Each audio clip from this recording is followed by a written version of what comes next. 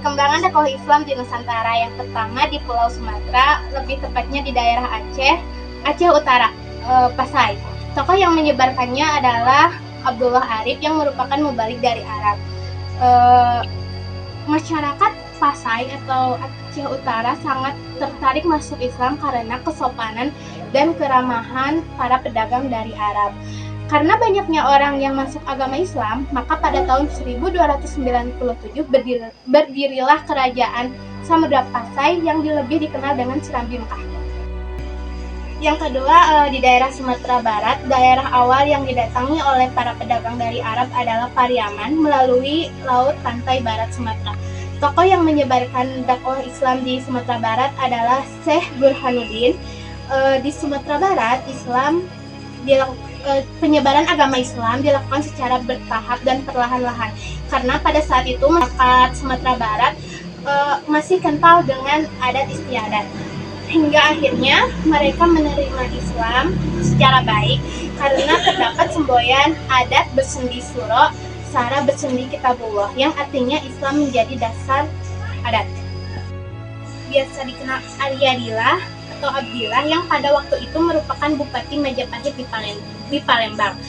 Raden Rahmat yang memberi saran kepada Abdillah agar bersedia menyebarkan agama Islam di Sumatera Selatan, hingga pada akhirnya Islam di Sumatera Selatan berkembang dengan pesat dan baik. Yang kedua, di Sulawesi pada abad ke-16. Tokohnya yaitu Datuk Ribandang dari Sumatera Barat. Daerah pertama yang beliau kunjungi yaitu di Goa, Kerajaan Sulawesi Selatan. Sebelum masuk Islam, masyarakat masih mempercayai nenek moyang. Setelah Datuk datang, Raja Karain Panigalo masuk Islam. Kemudian Raja mengganti nama menjadi Sultan Alauddin. Sebelum Datuk datang, para pedagang sudah menyiarkan agama Islam kepada masyarakat Sulawesi Selatan dan banyak penduduk yang beragama Islam. Setelah Raja wafat, digantikan oleh putranya yang bernama Sultan Hasanuddin.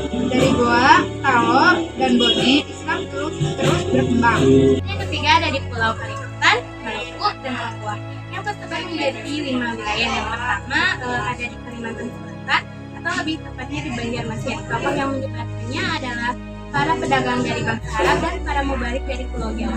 Karena pesatnya Islam di Kalimantan Selatan membuat Majapahit runtuh pada tahun 1478. Yang kedua ada di Kalimantan Barat.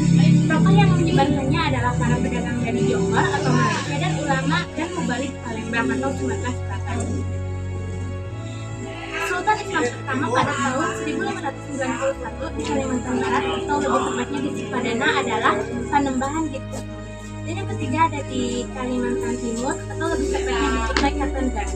Tokohnya adalah Dato' Ribandang dan Tuang Tunggang melalui jalur perdagangan. Yang keempat ada di Maluku atau lebih tepatnya pada abad ke-15 antara tahun 1400 sampai 1500. Tokoh yang menyebarkannya adalah ulama atau mubalik dari dan pedagang Islam. Daerah pertama yang disinggahinya adalah Ternate, Tidore, Bacau, dan Jailolo. Raja yang memerintah berasal dari keturunan perkembangan Islam. Yang kelima ada di daerah Papua. Penyebaran Islam di daerah Papua berjalan sambat. Daerah awal barat Islam di Papua adalah Irian karena dipenuhi oleh raja-raja. Penyebarkannya adalah para pedagang Islam dan ulama atau mubalik dari Maluku. Daerah yang pertama masuk Islam adalah Misol, Salawati, Pulau Waigel, dan Pulau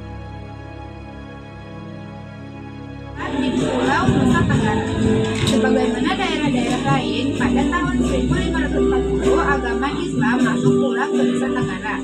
Maksudnya agama Islam ke Nusa Tenggara dibawa oleh para mubalik dari Bugis, Sulawesi Selatan, dan dari Jawa. Agama Islam berkembang di Nusa Tenggara mula-mula dari daerah Lombok yang penduduknya disebut suku Sasak. Dari daerah Lombok, secara pelan-pelan, selanjutnya tersebar pula ke daerah-daerah Sumbawa dan Kelantan. 5. Perkembangan Islam di Pulau Jawa.